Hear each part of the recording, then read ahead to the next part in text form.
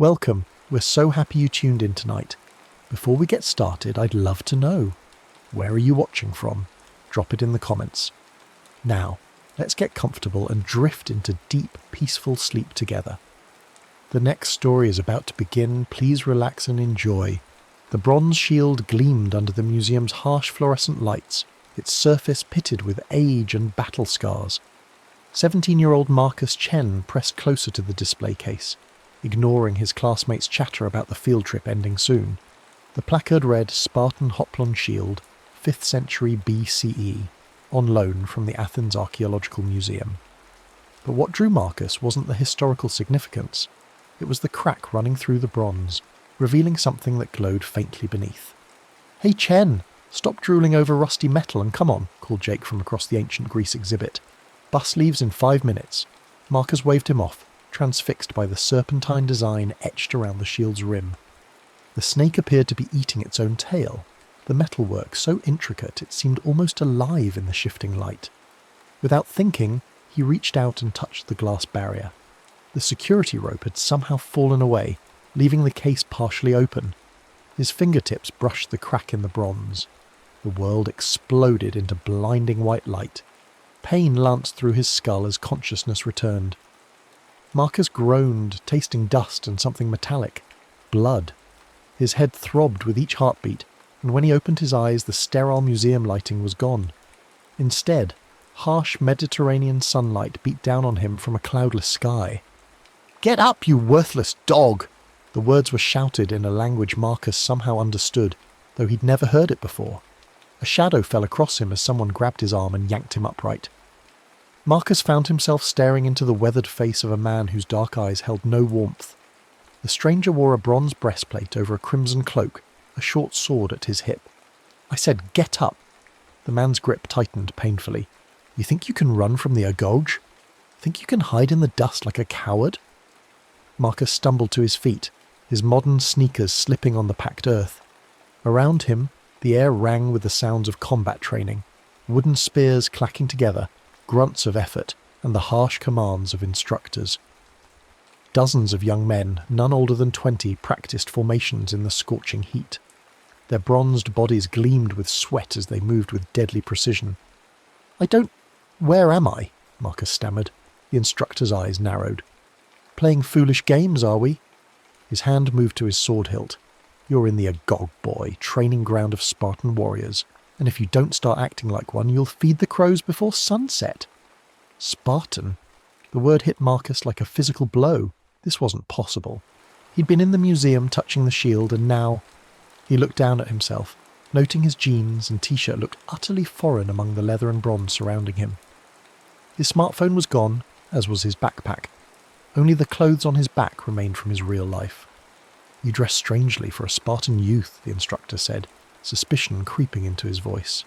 "Where are you from, boy?" Marcus's mind raced.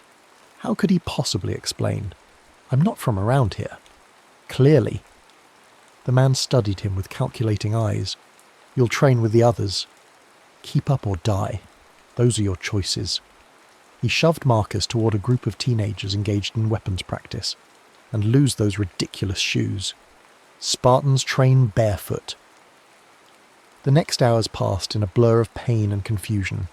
Marcus was thrust into sword drills he'd never learned, forced to run across terrain that tore his feet bloody, and pummeled by opponents who'd been training since childhood.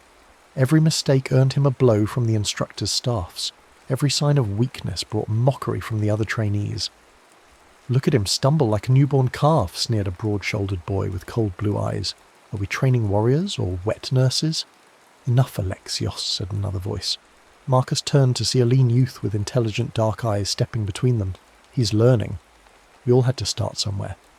"You defend weakness, Nicomedes?" Alexios spat. "In Sparta the weak serve only one purpose, to die so the strong may live." Nicomedes didn't flinch, and the wise know when to speak and when to train. "Which are you doing?" For a moment Marcus thought Alexios might attack his defender. Instead, the blond boy smiled coldly and turned back to his drills. But Marcus caught the promise of violence in his eyes. That first night, as the other boys settled on their rough straw pallets, Nicomedes approached Marcus's corner of the sleeping quarters. The older boy moved quietly, careful not to wake the others. "You're not Spartan," he said simply. "Your accent is wrong, your movements untrained. Where do you really come from?" Marcus weighed his options. The truth was impossible to believe, but lies would only complicate things further. "Somewhere far away," he said finally, "very far away." Nicomedes nodded thoughtfully. "Your strange knowledge today, the way you tied knots, how you cleaned that wound on Demonikos' arm. Where did you learn such things?" During the training, Marcus had instinctively used techniques he'd learned in Boy Scouts and first aid class. The Spartan methods were crude by comparison, and he'd helped where he could. "My teachers, they showed me different ways. Different indeed." Nicomedes settled beside him, keeping his voice low. "You spoke of pressure points when stopping bleeding, mentioned something called infection. These are not words I know, yet they seem wise." Marcus felt a spark of hope. If he could find even one ally in this brutal place, perhaps he had a chance of survival. "I can share what I know, if you'll help me understand your ways. A fair trade." Nicomedes extended his hand in the Spartan manner, gripping Marcus's forearm. "But know this, the instructors will show you no mercy for being foreign. Here, you either prove yourself or you die. There is no third option." The words proved prophetic. The following days brought increasing brutality as the instructors tested Marcus's limits. Dawn runs across mountain paths left his feet shredded and bleeding. Wrestling matches left him bruised and battered. Weapons training with wooden swords resulted in cracked ribs and split lips. Yet slowly, impossibly, he began to adapt. His modern understanding of anatomy helped him avoid serious injury. His knowledge of leverage and physics improved his fighting technique, and most importantly, his alliance with Nicomedes provided crucial insights into Spartan culture and expectations. "They're not just testing your strength," Nicomedes explained as they shared meagre rations of black broth and barley bread. "They're testing your spirit. Can you endure suffering without complaint? Will you protect your fellow Spartans even at cost to yourself? Do you have the will to kill when killing is necessary?" That last question haunted Marcus. In his world, violence was something you saw in movies or video games.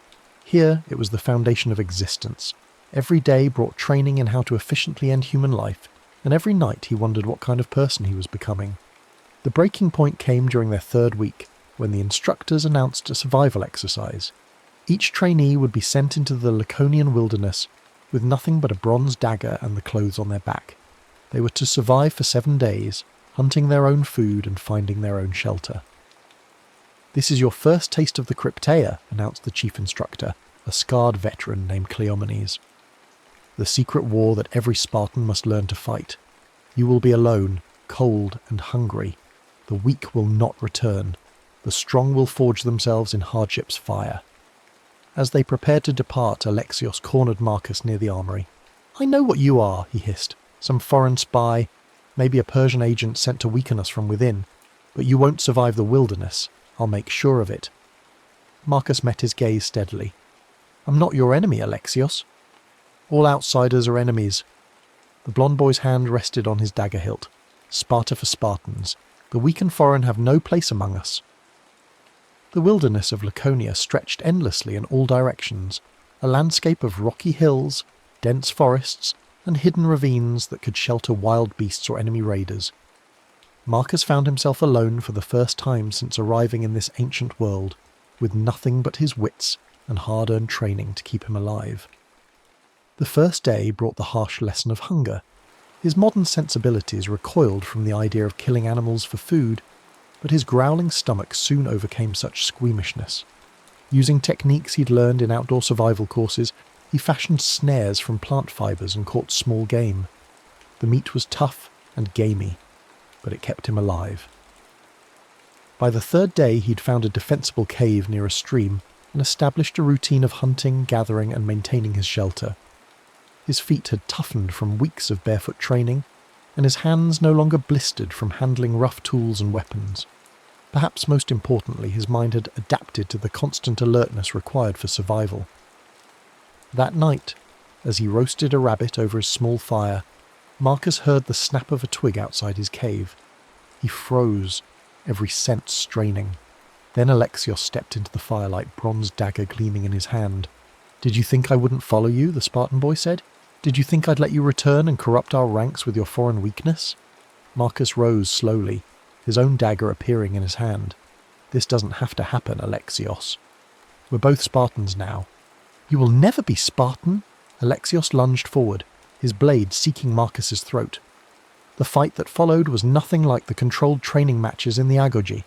This was desperate, brutal, and potentially fatal. Alexios fought with skill honed by years of training, but Marcus had advantages the Spartan boy didn't expect. His modern understanding of anatomy let him target vulnerable spots. His knowledge of physics helped him use leverage against his stronger opponent. They grappled in the dirt outside the cave, each seeking to drive his blade home. Alexios was stronger, but Marcus was more desperate. When the blonde boy tried to pin him down, Marcus used a wrestling move he'd learned in high school, rolling his opponent and reversing their positions. For a moment, Marcus held the advantage. Alexios lay beneath him, dagger knocked away, throat exposed. One thrust would end the fight forever. The Spartan way demanded it. Kill or be killed. Show no mercy to enemies. But as Marcus raised his blade, he saw something in Alexios's eyes that stopped him cold.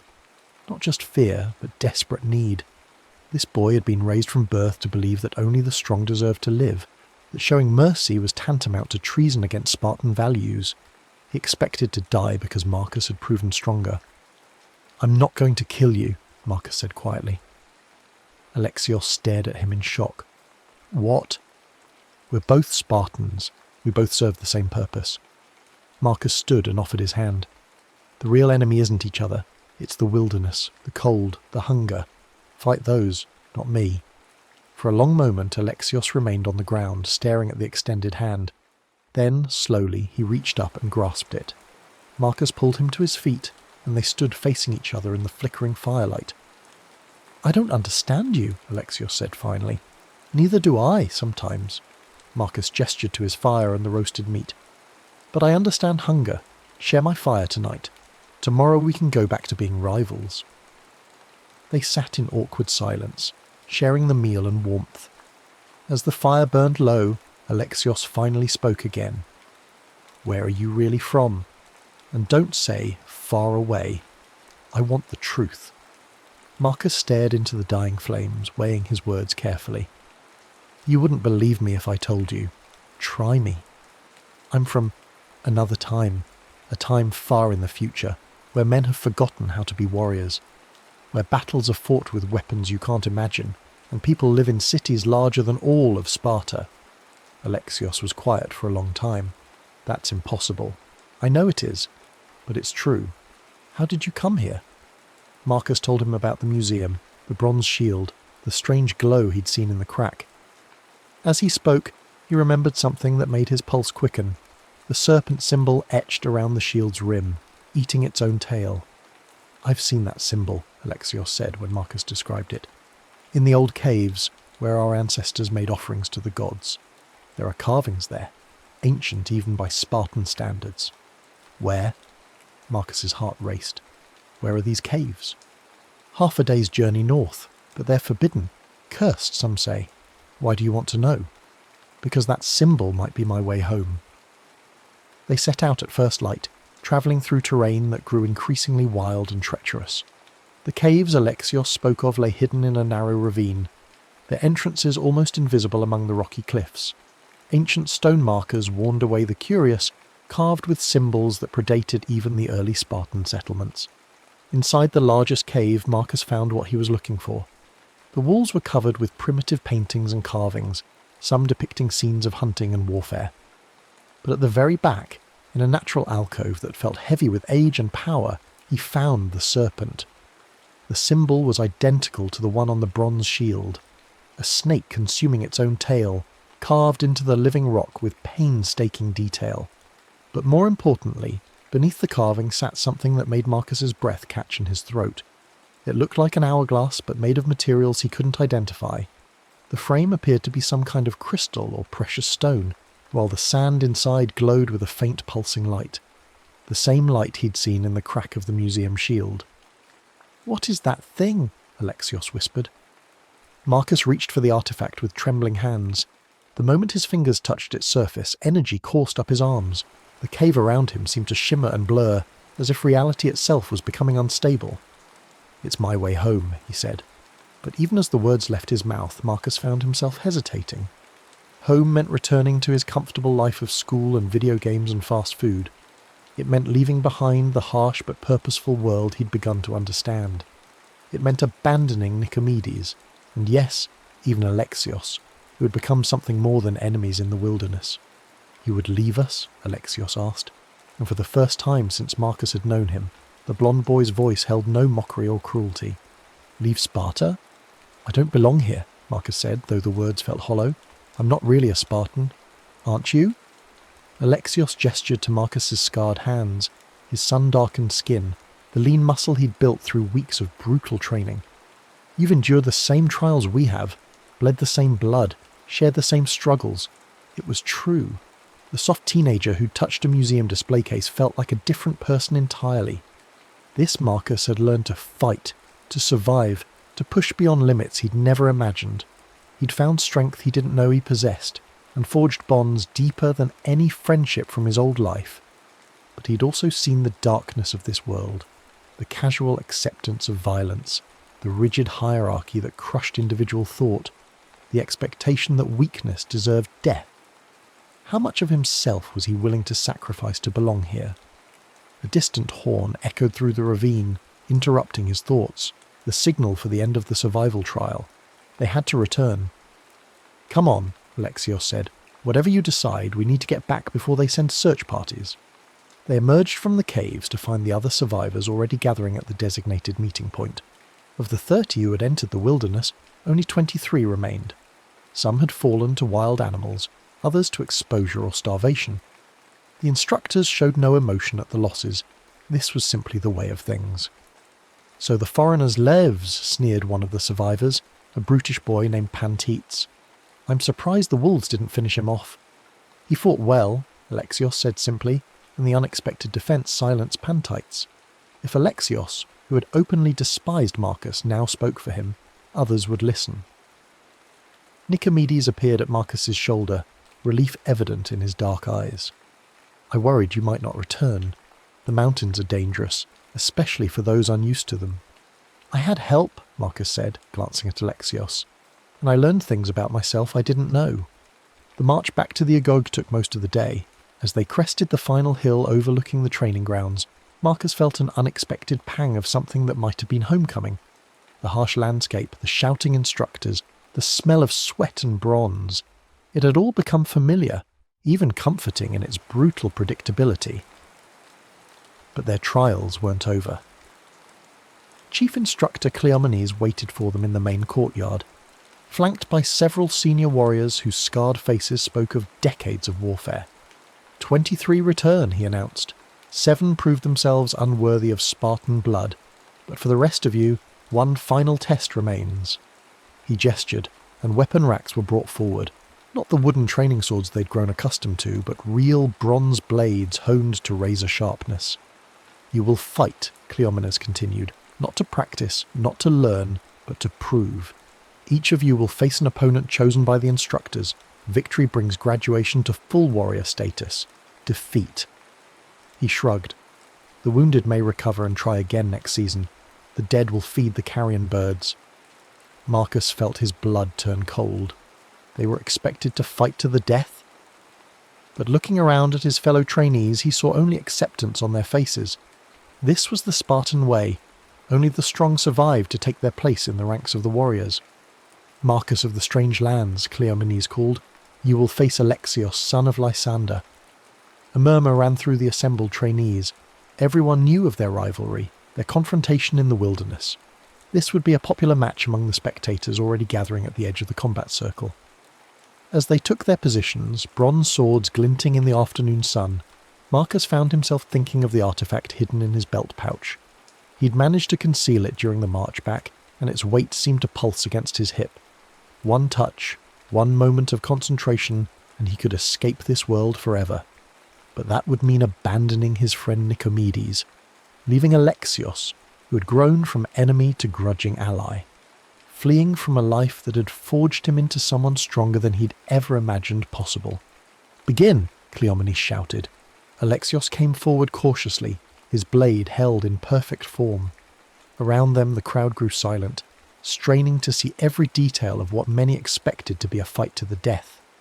"I won't kill you," Marcus said quietly as they circled each other. "And I won't kill you," Alexios replied. "But we must make them believe we might." They began to duel, bronze ringing against bronze in a deadly dance. Both had learned much in their weeks of training, and both fought with skill that impressed the watching instructors. Marcus used his knowledge of anatomy and physics to find openings, while Alexios countered with perfect Spartan technique and years of experience. Back and forth they went, neither gaining decisive advantage. Cuts appeared on arms and legs, blood stained the packed earth, but somehow both fighters managed to avoid fatal wounds. The crowd grew restless. They wanted to see death, not an extended dance. "Finish it," someone shouted. "One of you must fall." That's when Marcus saw his opportunity. As Alexios pressed forward with a particularly aggressive attack, Marcus sidestepped and grabbed his opponent's sword arm. To the watching crowd, it would look like he was setting up for a killing blow. Instead, he whispered urgently in Alexios' ear. "Trust me," he said, then swept the blonde boy's legs and sent him crashing to the ground. Marcus stood over his fallen opponent, bronze sword raised high. The crowd held its breath, waiting for the death blow. Instead, Marcus planted his blade point first in the earth and offered his hand to help Alexios up.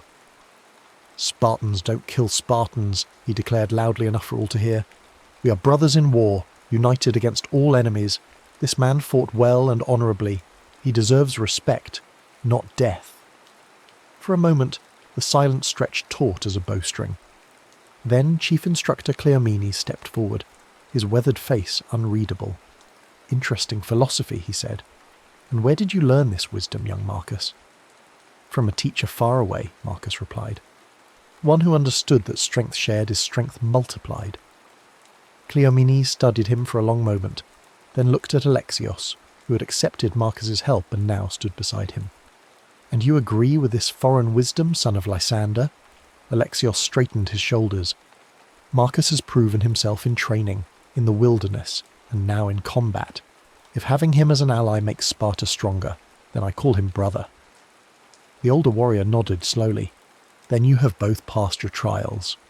Not because you know how to kill, any fool with a sharp stick can kill, but because you know when not to kill, and that is wisdom few warriors ever achieve." The crowd erupted in surprised cheers. It was an unprecedented decision, but Cleomenes was a respected veteran whose judgment carried great weight. Other pairs of fighters, inspired by what they'd witnessed, began finding ways to end their duels without fatalities. Not all succeeded. The brutal realities of Spartan training still claimed 2 lives that day, but the precedent had been set. As the sun set over the training grounds, Marcus found himself officially recognized as a Spartan warrior. He bore the scars, had endured the trials and earned the respect of his peers. For all practical purposes, he belonged here now. That night, as he sat with Nicomedes and Alexios around a small fire, sharing wine and stories of their trials, Marcus felt the weight of the artifact in his pouch. It still glowed faintly, still pulsed with the energy that could return him to his own time.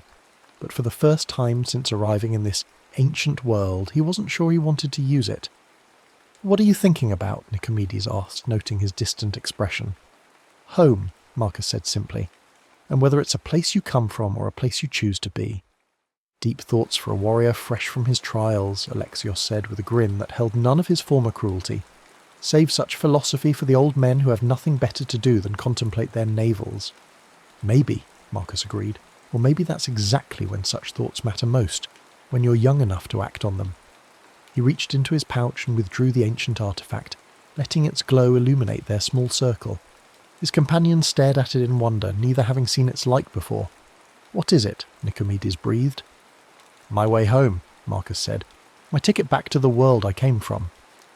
For a moment they sat in silence, watching the strange light pulse and dance. Then Alexios spoke, his voice unusually serious. "Whatever world you came from, it made you strong enough to survive here. Strong enough to change how we see things. Maybe that was the point." Marcus looked at his friends. for that's what they had become, forged in the crucible of shared hardship and mutual respect. In his own time, he'd had acquaintances, people he hung out with at school or texted occasionally, but never anything like the bonds he'd formed here, tempered by real danger and genuine trust. Yet he also thought of his parents, who would be wondering where he'd disappeared to. His little sister, who despite her bratty tendencies, he genuinely missed. The comfortable life of hot showers, warm beds, and unlimited food that awaited him if he chose to return. Decisions are easier when you have no choice, he said finally. Then make a choice that gives you more choices later, Nicomedes suggested. The artifact will still work tomorrow, won't it? Or next week. Marcus nodded. The device showed no signs of instability or decay. If anything, it seemed to pulse more strongly now that he'd found it, as if responding to his proximity. Then stay a while longer, Alexios said. Learn what it truly means to be Spartan. See if this world can become home, or if your other world calls too strongly to ignore. It was reasonable advice, and Marcus found himself nodding. One more season, he decided. Let me see what kind of warrior I can become, what kind of man I can be here. Then I'll choose. The artifact's glow seemed to pulse in approval as he tucked it away. Around them, the sounds of the agog settled into evening quiet, the distant conversations of guards on duty, the rustle of wind through the training grounds, the soft snores of exhausted young warriors getting their rest. Marcus lay back on his rough pallet, staring up at stars that looked exactly the same as they had in his own time. Some things, he reflected, were truly eternal. The struggle to find one's place in the world, the bonds forged through shared adversity, the choice between comfort and purpose. Tomorrow would bring new challenges, new training, and eventually new battles. The Spartans were always at war with someone, Athenians, Persians, or rebellious helots. He would face real combat, real danger, and discover what kind of warrior he truly was. But tonight, for the first time since touching that bronze shield in a museum that wouldn't exist for thousands of years, Marcus Chen felt at peace. He had found strength he didn't know he possessed, friends who had become brothers, and a purpose greater than anything his old life had offered. The choice between worlds would come again, he knew. But for now, he was content to be exactly where he was, a young Spartan warrior, scarred by trials and strengthened by adversity, carrying the wisdom of both past and future in his heart. As sleep claimed him, Marcus's hand unconsciously moved to the artifact hidden beneath his pillow. It pulsed once, gently, as if acknowledging his decision. Then its glow faded to a barely perceptible ember, waiting patiently for the moment when its power would be needed again. In the distance, a wolf howled across the Laconian hills, and Marcus smiled in his sleep. He was no longer afraid of wolves, or darkness, or the brutal uncertainties of ancient life. He had become something new, not quite the modern teenager he'd been, not quite the ancient warrior his training had shaped him into, but a bridge between worlds, carrying the best of both into whatever future awaited. The bronze shield in that distant museum had cracked for a reason, he thought, drowsily. Some barriers were meant to be broken, some journeys were meant to be taken, and sometimes finding yourself required losing everything you thought you knew about who you were supposed to be. Marcus Chen had come to ancient Sparta by accident, but he would stay by choice, at least for now. The future, both past and present, could wait for one more season while a young warrior learned exactly what he was capable of becoming. The next story is about to begin. Please relax and enjoy. The rain hammered against the windows of Lincoln High's science wing with a violence that made 16-year-old Maya Chen pause in the hallway, her sneakers squeaking against the polished linoleum as she debated whether to make a run for the parking lot or wait out the storm. The fluorescent lights flickered overhead, casting eerie shadows that danced with each thunderclap, and somewhere in the distance she could hear the emergency radio crackling with weather warnings. She'd stayed late to finish her marine biology project, and now the building felt like a ghost ship, empty except for the skeleton crew of janitors and the occasional security guard making his rounds. Thunder exploded overhead, so close and violent that the windows rattled in their frames, and Maya instinctively ducked, her heart hammering against her ribs. When she straightened, she noticed something odd, a faint pulsing glow emanating from beneath the door of Professor Hendrick's navigation lab, a room she'd passed countless times but never entered. The old man taught maritime history and celestial navigation, subjects that most students considered relics of a bygone era, but something about that strange light drew her forward like a moth to flame. The door was unlocked, which was unusual, and as Maya stepped inside she was greeted by the musty smell of old books and brass instruments. The room looked like a museum exhibit dedicated to the golden age of seafaring. Dusty sextants and astrolabes lined the shelves, while charts of ancient trade routes covered the walls like yellowed wallpaper. But it was the object on the central table that captured her attention. A compass unlike anything she'd ever seen, its brass housing etched with symbols that seemed to shift and writhe in the flickering light. The needle didn't point north. Instead, it spun lazily, tracing patterns in the air as if following some invisible current. Maya approached the table with the reverence of an archaeologist discovering a lost tomb. The compass was beautiful in its strangeness, its surface warm to the touch despite the room's chill. Ancient-looking maps were spread beneath it, their edges brittle with age, showing coastlines that didn't match any geography she recognised. One map in particular caught her eye. It depicted a world where the continents were mere islands scattered across an endless ocean, with cities floating like lily pads on the surface of the sea. She picked up the compass, and immediately the room seemed to hum with electric anticipation. The needle began to spin faster, and the strange symbols around the rim glowed brighter, pulsing in rhythm with the storm outside. Maya felt a tingling in her fingers, as if the compass were alive and responding to her touch. She turned it over, examining the intricate engravings on its back, waves that seemed to flow across the metal surface, and in the centre, a symbol she couldn't identify. An anchor wrapped in chains, with lightning crackling around its edges. The storm outside was growing more violent, and through the windows Maya could see trees bending at impossible angles, their branches whipping through the air like desperate fingers. The lights flickered again, more insistently this time, and she realised she should probably head for the basement until the weather passed. But the compass held her transfixed, its glow growing stronger with each flash of lightning, as if it were somehow connected to the tempest raging outside. She was studying the strange symbols when the world exploded into white-hot brilliance. Lightning struck the building with a force that seemed to shake the very foundations of reality, and Maya felt herself lifted off her feet, the compass burning like a coal in her hands. The last thing she remembered was the sensation of falling through space and time, the compass spinning wildly as reality twisted around her like smoke in a hurricane. When consciousness returned, it came slowly, like surfacing from the depths of a deep, dreamless ocean. Maya's first sensation was the gentle rocking motion beneath her, followed by the sound of water lapping against wood. She opened her eyes to find herself lying on a crude raft made from what looked like pieces of a wooden desk, lashed together with electrical cables.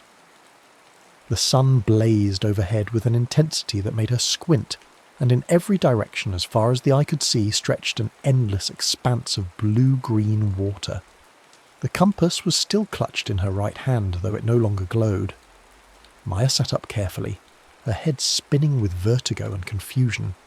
The raft was barely 6 feet square, cobbled together from school furniture and debris she didn't recognise. A piece of what looked like a street sign served as a makeshift sail, and plastic water bottles, empty now, were tied to the edges as flotation devices. How long had she been drifting? The sun's position suggested either early morning or late afternoon, but without any land. As the hours passed, or what felt like hours in this featureless seascape, Maya's initial confusion gave way to mounting panic. She had no memory of how she'd gotten here, no explanation for the raft or the endless ocean that surrounded her. The last clear memory she had was of standing in Professor Hendrix's laboratory, holding the strange compass as lightning struck the building. Everything after that was a blur of sensations, falling, spinning, the feeling of being torn apart and reassembled by forces beyond her comprehension. The compass needle still moved, but sluggishly now, as if it were sick or dying. Maya studied the maps that had somehow made the journey with her. They were tucked into her jacket pocket, though she had no memory of putting them there. The one that had caught her attention in the lab showed this same water world, with notations in a language she couldn't read and markers that seemed to indicate floating settlements or landmarks. It was late in the day, the sun had shifted noticeably across the sky, when Maya heard the sound that would change everything, the creak of wood and rope, followed by voices calling across the water. She scrambled to her feet, nearly capsizing the raft in her excitement, and saw them approaching from the east, a ship that looked like something from a fever dream. The vessel was a patchwork creation, built from the bones of at least a dozen different structures. Maya could make out pieces of what had once been office buildings, glass and steel fused with driftwood and salvaged materials into something that barely qualified as seaworthy. Makeshift sails made from tarps and advertising banners caught the wind, while the hull appeared to be constructed from everything from car doors to airplane fuselages. It was ugly and beautiful at the same time, a testament to human ingenuity and desperation. The crew that manned this floating contradiction was equally eclectic. They were dressed in a mixture of modern clothing and improvised gear, their skin weathered by sun and salt. As they drew closer, Maya could see that they were armed. Rusty firearms, makeshift harpoons, and blades fashioned from sharpened metal. Their leader, a woman with greying hair braided with bottle caps and fishing line, stood at the bow and studied Maya with eyes the colour of storm clouds. "Well, well," the woman called out as her crew manoeuvred alongside Maya's pathetic raft. "What have we got here?" Another castaway, or something more interesting? Her accent was unfamiliar, a mixture of dialects that spoke of a world where geographical boundaries had long since disappeared beneath the waves. Maya found her voice, though it came out as barely more than a croak. "Please, I need help. I don't know where I am or how I got here." The pirate captain, for that's clearly what she was, laughed, but not unkindly. "Nobody knows how they got here, girl. The sea takes what it wants and gives back what it chooses. Question is, what have you got to trade for passage?" Before Maya could respond, one of the pirates pointed at something in her hand. "Captain Reese, look at what she's holding." Captain Reese's eyes fixed on the compass, and Maya saw something change in her expression, a mixture of recognition and hunger that made her stomach turn. "Now that's interesting. Haven't seen one of those in years. Mind if I take a look?" Maya's instincts screamed at her to refuse, but she was hardly in a position to negotiate. She handed over the compass, watching nervously as the captain examined it with the practiced eye of someone who'd seen her share of mysterious artifacts. The needle began to move more actively in Reese's hands, and the symbols around the rim flickered with faint light. "This is no ordinary compass," Reese murmured, turning it over to examine the anchor symbol on the back. "Where did you get this?" "I found it," Maya said, which was technically true, "in a school laboratory." "A school laboratory," Reese repeated, her tone suggesting she found this explanation less than satisfactory. "And I suppose you have no idea what it does or where it comes from?" Maya shook her head, and Reese's expression softened slightly. "Well, you're either the luckiest fool on the seven seas or you're playing a very dangerous game. Either way, you're coming with us." She gestured to her crew, and strong hands reached down to pull Maya aboard their vessel. As Maya climbed onto the ship, which she learned was called the Driftwood Dancer, she noticed something else in her pocket. A piece of paper she didn't remember having. She palmed it carefully, not wanting to draw attention until she could examine it properly. The pirates were busy securing her raft to their ship and discussing what to do with their unexpected passenger. "She could be useful," said a young man with intricate tattoos covering his arms. "New blood, and she doesn't look like she's been sea-mad yet."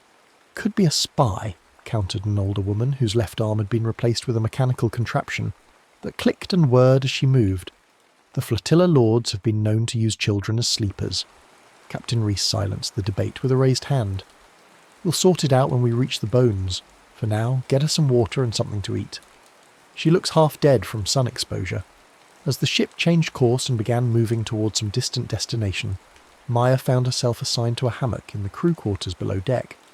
The space was cramped and smelled of tar and fish, but after drifting alone on the open ocean, even this rough hospitality felt like luxury. When she was sure no one was watching, she pulled out the paper from her pocket and unfolded it carefully. It was a map, drawn on what looked like parchment but felt more like some kind of synthetic material.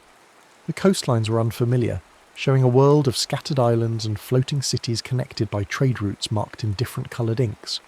But what caught her attention was the symbol in the bottom right corner, the same anchor wrapped in chains that appeared on the compass, accompanied by text in a script she couldn't read. Maya traced the lines of the map with her finger, trying to make sense of the geography. Some of the islands were labelled in English, though the names meant nothing to her. Rust Harbour, the Glass Fields, Salvation's End. Others bore symbols instead of words, a skull, a crown, a tree that seemed to be growing from the water itself. Trade routes connected these scattered points of civilization like a vast web, and along one particular route, marked in red ink, someone had drawn a series of X's leading to a final destination marked with the anchor symbol. She was still studying the map when footsteps on the ladder announced someone's approach. Maya quickly folded the paper and slipped it back into her pocket, feigning sleep as one of the pirates, the young man with the tattoos, descended into the crew quarters. "I know you're awake," he said quietly, settling onto a crate near her hammock. "I'm Kai. Welcome to the wonderful world of floating nowhere." Maya opened her eyes and sat up. "Maya, and thank you, I guess, for not leaving me out there." Kai laughed softly. "Don't thank us yet. Captain Reese doesn't do charity, and that compass of yours has got her thinking. Around here, thinking usually leads to trouble." "What do you mean?" "That compass isn't just some antique navigation tool. I've seen similar devices before, usually in the hands of people who ended up very dead or very rich. The symbols on it, they're old world, from before the flood times." Maya felt a chill that had nothing to do with the sea breeze. "Flood times?" Kai studied her face in the dim light. "You really don't know, do you? About what happened to the world?" Maya shook her head, and Kai's expression grew serious. "The waters rose, girl. Not all at once, but fast enough. Climate change, they said at first, but it was more than that. Something broke in the world's systems, ocean currents, weather patterns, the whole delicate balance that kept the continents above water. By the time anyone realised how bad it was going to get, there was nowhere to run." He gestured toward the ceiling, where Maya could hear the sounds of the ship cutting through the waves. "This is all that's left now. Floating cities built from the tops of skyscrapers, oil rigs turned into fortresses, and ships like this one, sailing between pockets of civilization and trying to stay alive." Maya absorbed this information with growing horror. How long ago? Depends on who you ask and what calendar they're using, maybe 50 years, maybe 100. Time gets funny when you're living day to day, trying not to drown or starve. Kai leaned forward, his voice dropping to a whisper. "But here's what you need to know about that compass. There are stories, legends really, about devices that can change things, bend reality, alter the flow of time itself. The anchor, they call it in the old stories." Maya's hand moved instinctively to her pocket, feeling the outline of the map. "The anchor? A machine, supposedly, built by the last scientist before the waters swallowed their laboratories. They say it has the power to pull the land back from the sea, to reset the world to what it was before. Most people think it's just a fairy tale, but Captain Reese..." Kai trailed off, glancing toward the ladder. "She's been hunting for clues about the anchor for years. Lost 2 ships and half her crew chasing rumours and false leads." Before Maya could respond, they heard footsteps above, followed by Captain Reese's voice calling for all hands on deck. Kai stood and headed for the ladder. "Whatever secrets you're carrying, girl, you'd better figure out fast whether they're worth dying for. Because out here, everything has a price, and the sea always collects." Maya climbed up onto the deck to find the crew preparing for what looked like a confrontation. Other ships were visible on the horizon, at least 3 of them, closing fast. Captain Reese stood at the bow, a telescope pressed to her eye, her jaw set in grim determination. "Coral Crown Fleet," she announced to her crew, "flying the Skull Banner, so they're not here to trade."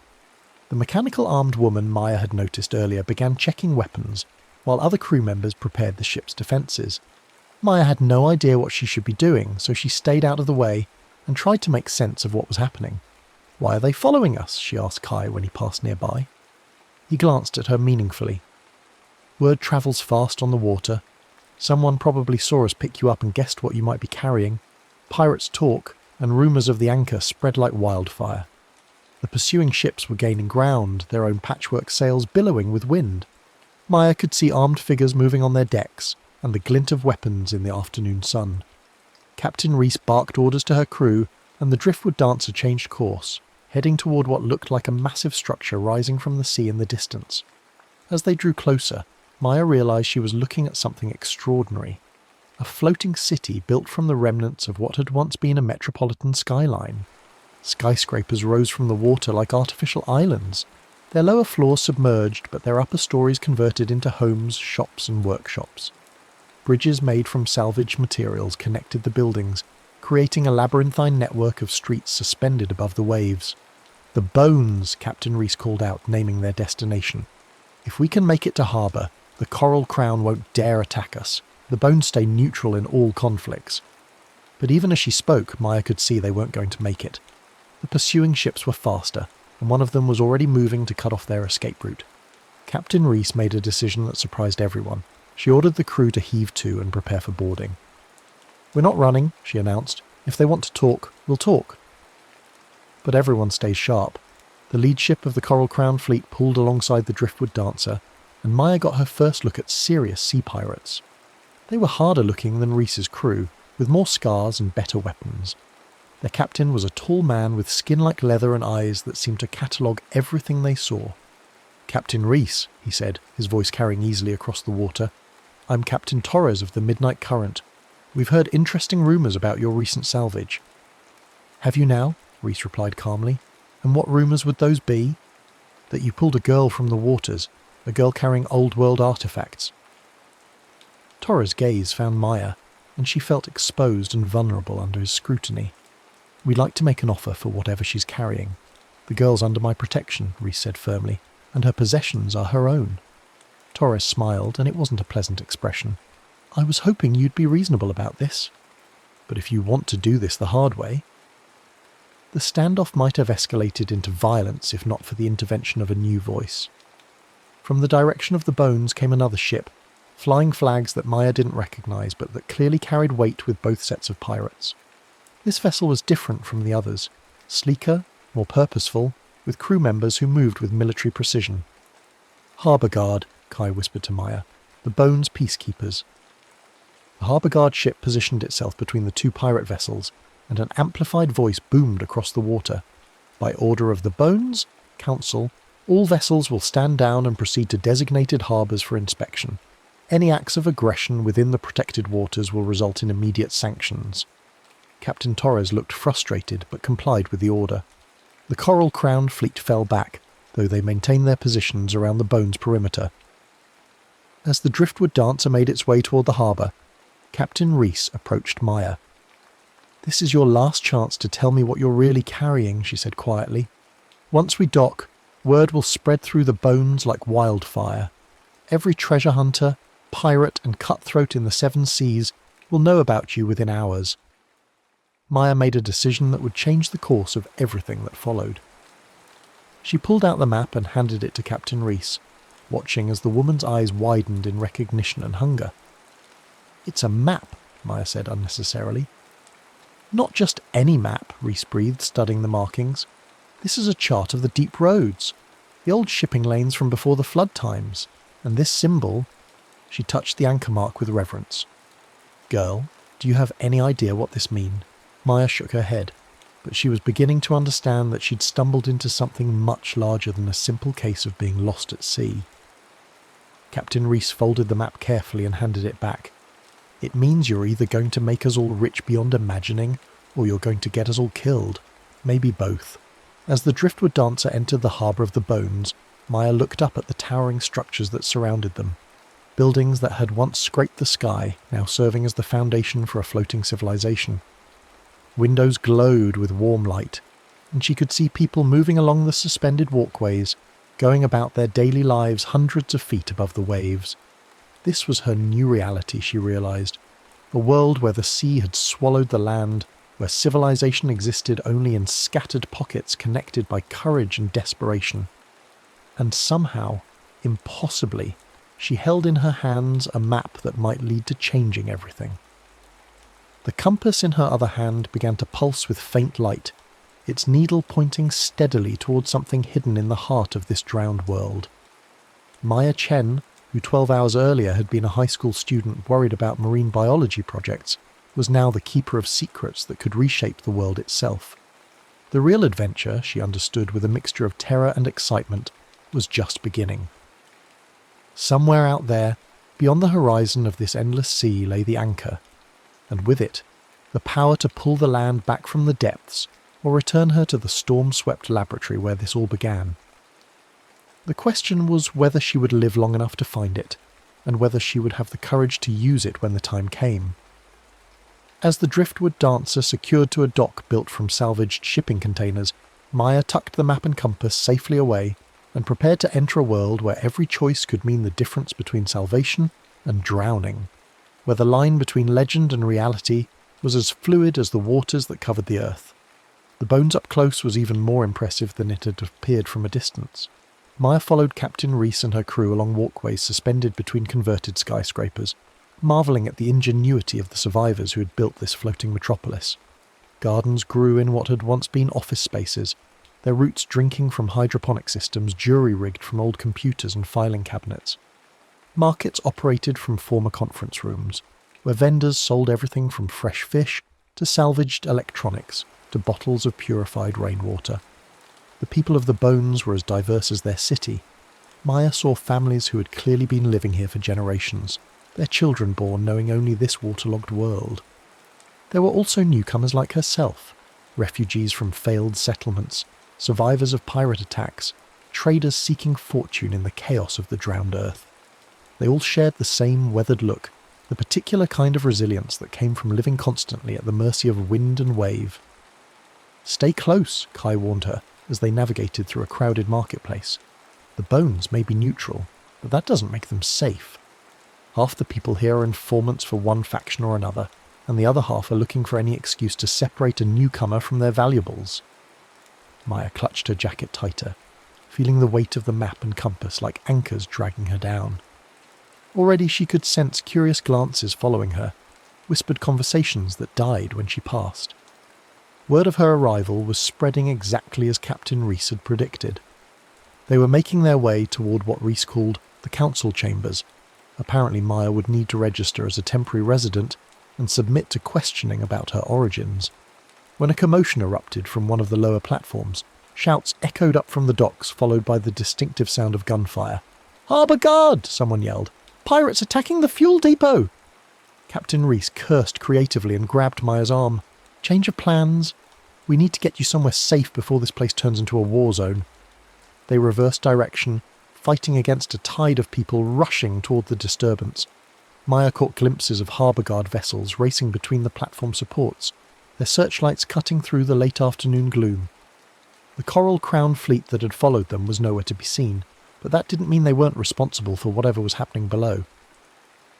Kai led them to a narrow bridge that connected two residential towers, and from there they climbed a maintenance ladder to an observation platform that offered a commanding view of the harbour.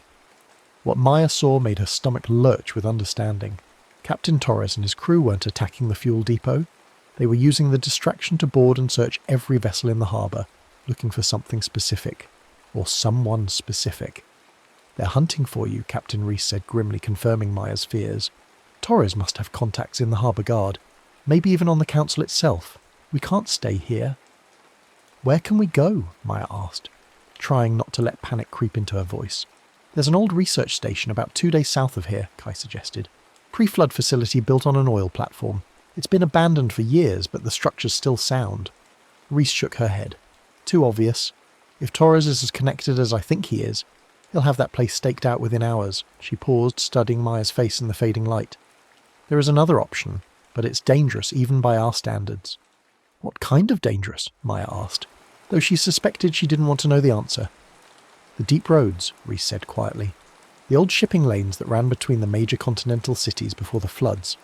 Most of them are unmarked now, hidden beneath layers of debris and overgrown with kelp forests. Ships that try to navigate them without proper charts usually don't come back."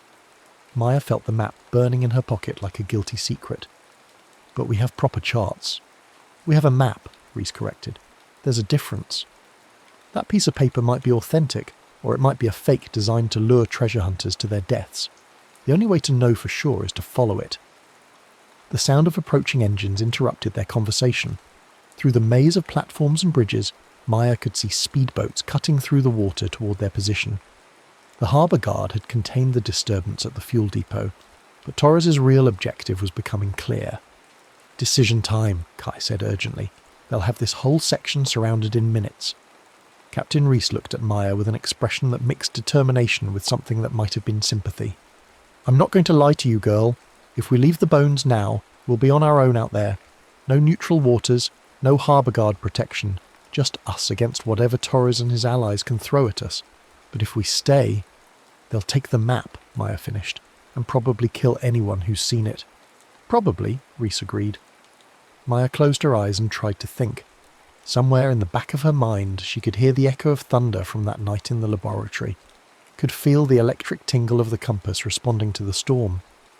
She thought about her old life, school, her parents, the comfortable predictability of a world where the biggest concern was finishing homework assignments. That world felt impossibly distant now, like a half-remembered dream. When she opened her eyes, both pirates were watching her expectantly. The sound of engines was getting closer. The deep roads, Maya said firmly, sir. We follow the map. Captain Reese smiled, and for the first time since Maya had met her, it seemed genuinely warm. Good choice? Probably a fatal one, but good nonetheless. They made their way back to the driftwood dancer through maintenance tunnels and service corridors, avoiding the main walkways where Torres's people might spot them. The ship's crew had been expecting this possibility and were already preparing for a hasty departure. Supplies were loaded, weapons checked, and moorings loosened while harbour guard attention remained focused on the aftermath of the fuel depot incident. As they slipped away from the bones under cover of gathering darkness, Maya stood at the stern rail and watched the floating city's lights fade into the distance. She was leaving behind the last bastion of civilization she might ever see, heading into waters that had swallowed countless ships and their crews. But she was also following a path that might lead to answers, about the compass, about the anchor, about how she had come to be in this drowned world. The compass seemed to sense her thoughts, warming against her chest where she had hidden it beneath her shirt. Its needle was pointing steadily southeast, toward whatever lay at the end of the mysterious map's red-inked trail. First marker should be about 6 hours sailing from here, Captain Reese announced, consulting the map by lantern light. If your chart is accurate, we should reach it just after dawn. And if it's not accurate, Maya asked. Reese folded the map and handed it back with a shrug. Then we'll have a very short adventure and a very wet ending. As the driftwood dancer sailed into the darkness, leaving the safety of the bones behind, Maya realised that she was no longer just a passenger on this strange voyage. She was now an active participant in a quest that could reshape the world itself, or destroy everyone foolish enough to attempt it. The compass pulsed against her chest like a second heartbeat, counting down the moments until she would discover whether the anchor was salvation or damnation. Behind them, lights began to flicker on other vessels as Torres organised his pursuit. The hunt for the map, and for Maya herself, was far from over. But for now, they had the darkness and the vast ocean to hide them, and somewhere ahead lay the first real clue to the location of the legendary anchor. Maya gripped the ship's rail and stared into the night, wondering if she would live long enough to use the power she carried, and whether she would have the wisdom to use it well. The next story is about to begin. Please relax and enjoy. The museum's afternoon light filtered through tall Gothic windows as Maya Chen pressed closer to the glass case, studying the collection of medieval plague artifacts.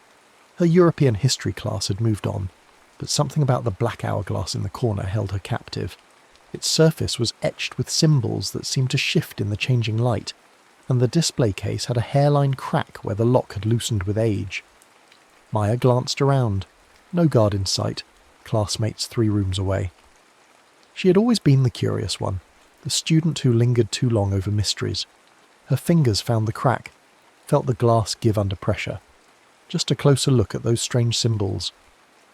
The case opened with a soft click. The hourglass was warm despite the cool museum air, heavier than its size suggested. The carved spirals and crescents seemed to pulse with inner light, hurting to look at directly. Then her fingers slipped. Instead of shattering on the stone floor, the hourglass triggered something impossible. The sand within swirled violently, defying gravity as symbols blazed with otherworldly light. Sand erupted outward in a cyclone of darkness that engulfed Maya completely. She awoke in filth, a narrow alley reeking of rot, smoke and sewage. Gone were the clean museum lines. Rough stone walls rose around her, stained with centuries of grime and what looked like dried blood. The sky was sickly yellow-grey, heavy with smoke. Church bells tolled incessantly with notes of desperation. Maya stumbled toward the street and immediately wished she hadn't. A wooden cart rolled past, wheels creaking under stacked human corpses. The cloth-wrapped driver called out in archaic French. Behind him walked robed figures carrying incense that failed to mask the stench of decay. "Bring out your dead," another voice called. Families emerged from doorways carrying wrapped bundles that were unmistakably human. Children wept as they dragged parents' bodies toward waiting carts. This couldn't be real, but the smell was too overwhelming, the cold stone too authentic. Maya approached a struggling woman, but the woman looked at her modern clothes and screamed, pointing and babbling. Other villagers turned, eyes widening with fear. "Sorcière!" someone shouted. "Witch! She brings death!" The crowd gathered, faces twisted with terror and rage. Maya backed away, heart hammering. These people thought she was responsible for whatever plague surrounded them. She tried to explain in broken French, but her modern words only frightened them more. A man stepped forward with a wooden staff. "You bring the black curse." "What manner of demon are you?" Before Maya could answer, another figure pushed through, a tall man wearing a leather bird-beaked mask, carrying a wooden cane and blood-stained robes that might once have been white. "Enough," the masked plague doctor said. "This girl is sick with confusion, not cursed with evil. Can you not see the fever in her eyes?" Maya seized on this lifeline, nodding frantically and trying to look ill. The crowd murmured uncertainly as the doctor dispersed them with authority. "Come," he said quietly. "We must talk, and not here." He led her through streets of unimaginable misery. Families huddled around fires, burning furniture for warmth. Hollow-eyed children begged for bread. Bodies lay abandoned in doorways, skin marked with characteristic black swellings. Maya tried to process what she was seeing. The hourglass had somehow transported her to medieval Europe during the Black Death. The doctor's dwelling was filled with herbs and primitive medicines.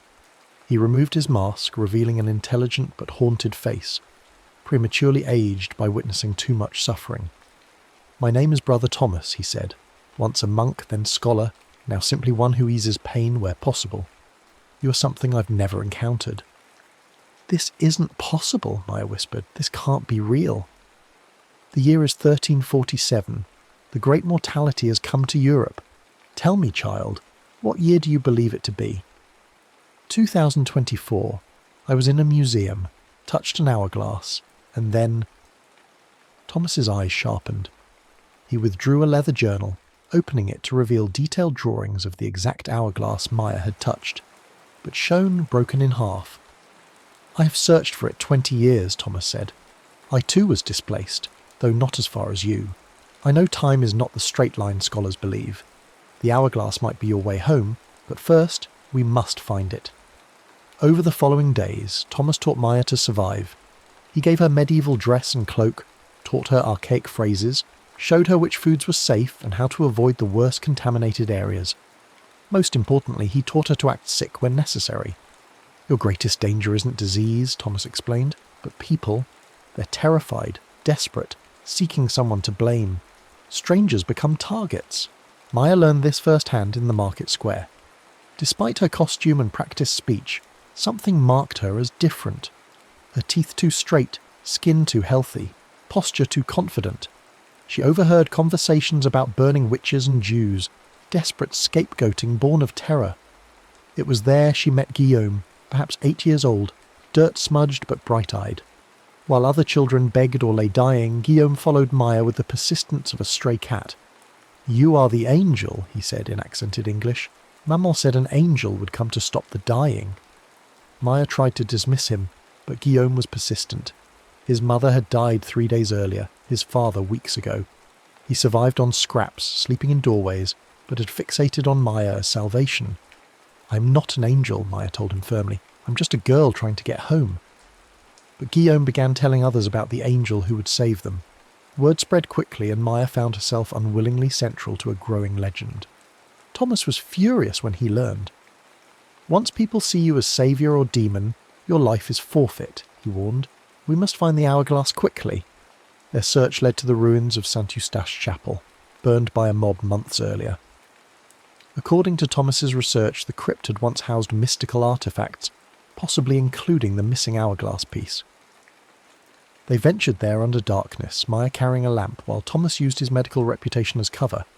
The chapel was blackened stone and charred timber, roof collapsed, walls scarred by flames. They pried open the stone slabs sealing the crypt entrance and descended into narrow passages lined with empty bone niches. In the deepest chamber they found half their prize, the bottom portion of an hourglass identical to Maya's, sitting on a stone altar. Same obsidian glass, same mystical symbols, but incomplete. The other half must be elsewhere, Thomas said, examining it. Hidden when the chapel burned, or taken by someone who understood its value. As they prepared to leave, angry voices echoed from above. Someone had seen their lights. The villagers were coming, convinced they practiced dark arts in the cursed ruins. Maya and Thomas were trapped with one exit, and an unknown number of villagers above. Thomas drew a knife as voices grew louder, tools scraping against stone as the mob worked to move the altar slab. Maya grabbed the half-hourglass, feeling its strange warmth as sand began moving in impossible patterns. "What if it works partially?" she said desperately. "Maya, no! You don't understand!" The altar slab crashed down. Torchlight flickered down the stairs as angry voices echoed closer. Maya concentrated on the hourglass, willing it to work. Sand swirled faster, symbols glowing with otherworldly light. But nothing else happened. She remained trapped. The partial device wasn't enough for time travel, but it marked her unmistakably as supernatural. "Witch!" someone screamed. "They practice sorcery in holy ground."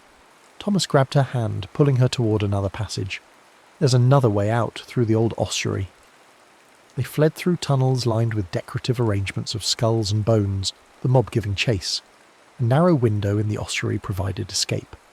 Thomas boosted Maya through, then followed. They emerged into the chapel cemetery, weathered headstones jutting from overgrown grass like broken teeth. "We can't return to my house," Maya said as they ran through plague-ravaged streets. "They'll look there." "I know an abandoned mill outside the city walls," Thomas replied. The mill was a crumbling structure beside a nearly dry stream, its water wheel broken. Thomas had cached supplies there, clearly a prepared hiding place. As they settled in, Maya demanded they find the other hourglass half. "There is something you should know," Thomas said slowly. "These artifacts require a price, balance. When I travelled through time, I lost 20 years of my life. Not immediately, but gradually. I age faster now. The hourglass takes time from the user." Maya stared at him, finally understanding his premature aging. How much time would it cost me? For such a long journey? Perhaps decades. Perhaps more. You must decide if returning home is worth potentially sacrificing years of your life. Before Maya could respond, children's voices called outside. Guillaume approached with several others, all thin and desperate. In his arms was a girl no older than 6, body racked with fever and covered in plague swellings. "Angel," Guillaume called, "please help us." "Maria's dying." Despite Thomas's protests about exposure and danger, Maya couldn't turn away from dying children. She emerged from the mill as Guillaume's eyes lit up.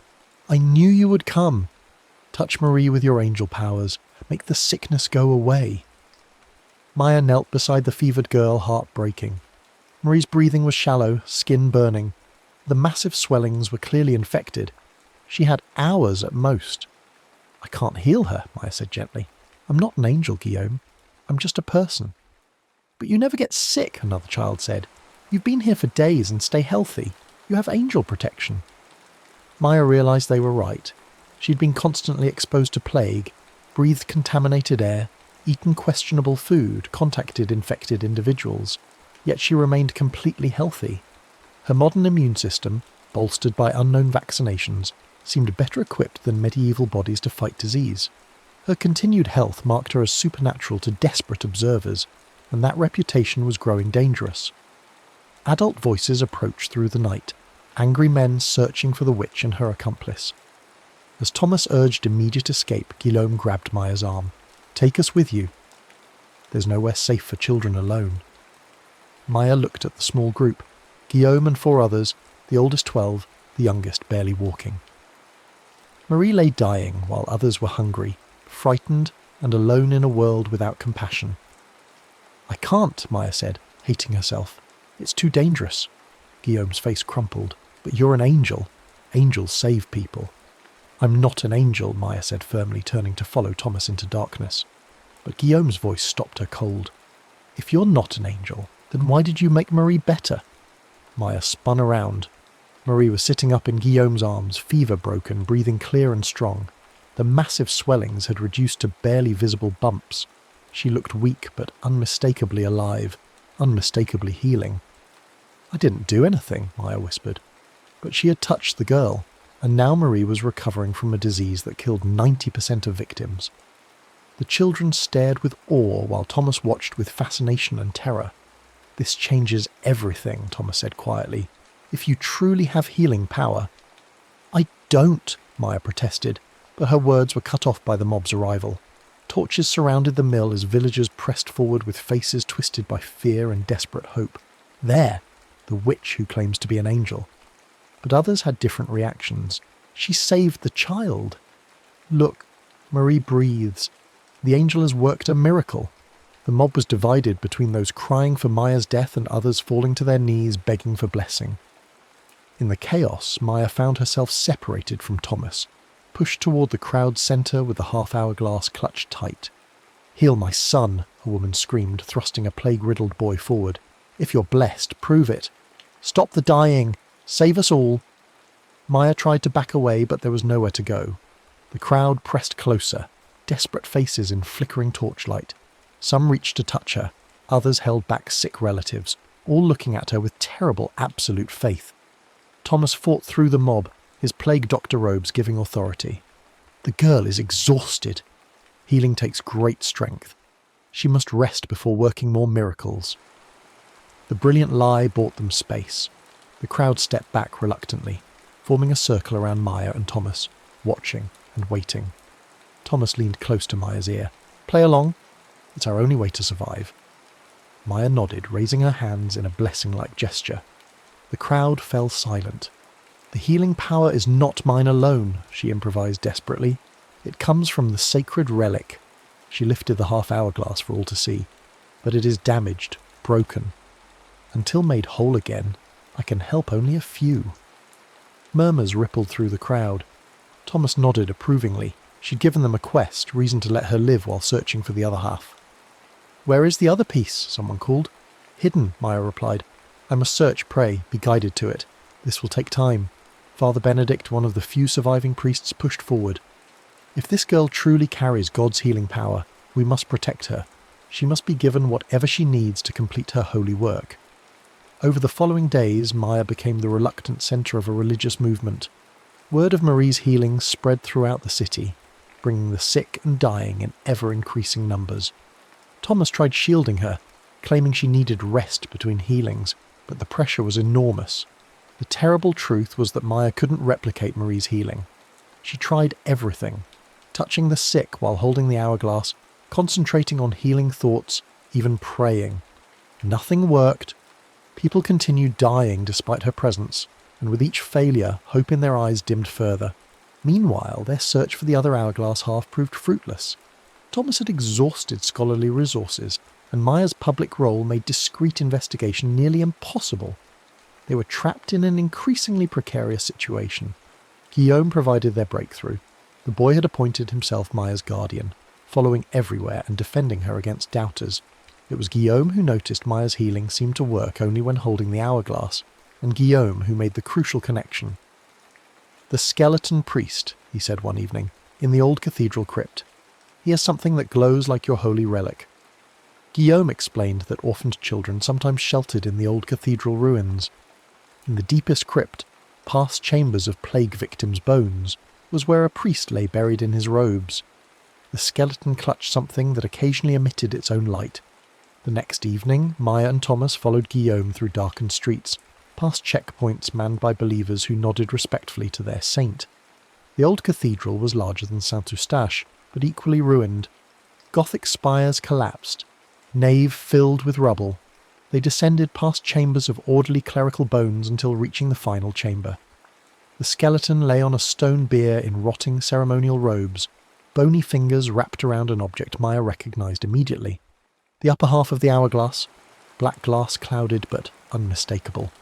Thomas carefully pried the relic from the dead priest's grasp. The moment both halves were brought together, they resonated with low humming that seemed to come from the stones themselves. Glass cleared as centuries of grime fell away like water. Sand in both halves began moving in impossible patterns, while symbols blazed with golden light. "It's working," Maya said wonderingly. "It's actually working." But voices echoed from above, angry voices approaching fast. "She lies to us. 3 more children died today while she played at being holy. She is no saint. She is a demon sent to mock our suffering." Guillaume's face went pale. "They followed us. I'm sorry." "It doesn't matter," Thomas said grimly, checking his knife. "We knew this moment would come." As torchlight flickered closer, Maya looked at the completed hourglass, felt its power thrumming through her bones. She could escape now, return to her own time and leave this nightmare behind. All she had to do was focus on home, the museum, her own century. But Guillaume looked at her with absolute trust, and she could hear other orphaned children calling her name. If she left now, they would face the mob's rage alone. "I can take you with me," she said suddenly. "Maybe the hourglass can transport more than one person." Thomas shook his head. "Even if it could, we would be strangers in your time, more lost than here. This is our world, Maya." The first torches appeared at the crypt's far end. Maya closed her eyes and made her choice. Instead of focusing on the museum, she concentrated on the plague itself. She thought about the bacteria causing it, the fleas and rats spreading it, the cellular mechanisms that could stop it. The hourglass grew warm, its light blazing brighter until the entire crypt was illuminated like day. "What are you doing?" Thomas asked, shielding his eyes. "Changing the rules," Maya said through gritted teeth. "If I'm supposed to be a saint, then maybe it's time to act like one." The hourglass erupted with light visible through the cathedral stones. The mob stumbled backward, crying out in fear and wonder. But Maya barely noticed. All her attention focused on the power flowing through her, the incredible sensation of touching fundamental forces governing life and death. She felt plague bacteria throughout the city, millions of microscopic killers, and one by one she began unmaking them. Not through divine miracle, but through understanding of biochemistry and genetics that wouldn't be discovered for 600 years, knowledge made manifest through the hourglass's power to bend reality. The effort was enormous, beyond human endurance. Maya felt years of life burning away like candle wax, the price Thomas had warned about. But she held on, pushing further, until every plague bacterium in the city was gone. When light finally faded, Maya collapsed to stone floor. The hourglass had gone dark, sand still once more. Around her, the mob stood in stunned silence. "The fever," someone whispered. "It's gone!" "The sickness is leaving me." Throughout the city, the impossible happened. The dying opened eyes and drew clear breath. Black swelling shrank and disappeared. Fever broke like storm clouds parting. For the first time in months, death bells fell silent. Maya tried to stand, but found her legs wouldn't support her. Thomas caught her fall, shock in his eyes. Her reflection in a water puddle showed what he was seeing. Her hair completely white, face lined with wrinkles, hands of an old woman. She had the body of a 70-year-old, though her mind remained 16. "You saved them all," Thomas said softly. "The entire city, perhaps the continent, if plague cannot spread from here." The mob was now a congregation, falling to their knees in genuine reverence. She'd given them exactly what they begged for, an end to dying, but she'd paid with most of her natural lifespan. Maya looked at the completed hourglass, still warm in aged hands. It held power still, she could feel it waiting. She could return to her own time, escape this nightmare and find modern medical treatment for her artificially aged body. But if she left, what would happen to these people? The plague was gone from this city, but still raged across Europe. Without someone who understood disease, who could teach hygiene and sanitation, how long before other pestilence took hold? And Guillaume? What would happen to Guillaume and the orphaned children? They had no one except her. The choice felt inevitable. "No," she said, looking at Guillaume's hopeful face, Thomas's weary kindness, the crowd of survivors given impossible second chances. "My place is here now. These are my people." She raised the hourglass above her head and brought it down against stone floor with all her strength. The ancient artifact shattered into 1,000 pieces, black glass scattering like dark stars. Symbols flared once with golden light, then faded forever. The sand dissipated like smoke, leaving no trace of the power that had once bent time itself. "It is finished," Maya said, voice carrying the authority of someone who had looked into fundamental forces and emerged changed. "I am no longer your saint or angel. I am simply Maya, and I will help you rebuild what the plague has taken." Over the following months, Maya became a teacher, healer, and leader. Her knowledge of medicine and sanitation, revolutionary for the 14th century, established the first true hospitals. Her understanding of nutrition and hygiene dramatically reduced mortality and improved health. She never married, dedicating her shortened life to others' welfare. Guillaume grew up to become a doctor trained in techniques, centuries ahead of their time. Marie became a nurse specialising in children's care. Thomas became her advisor, his scholarly mind invaluable in translating modern medical concepts into medieval understanding. Together they created a small miracle, not of divine intervention, but of human knowledge applied with compassion.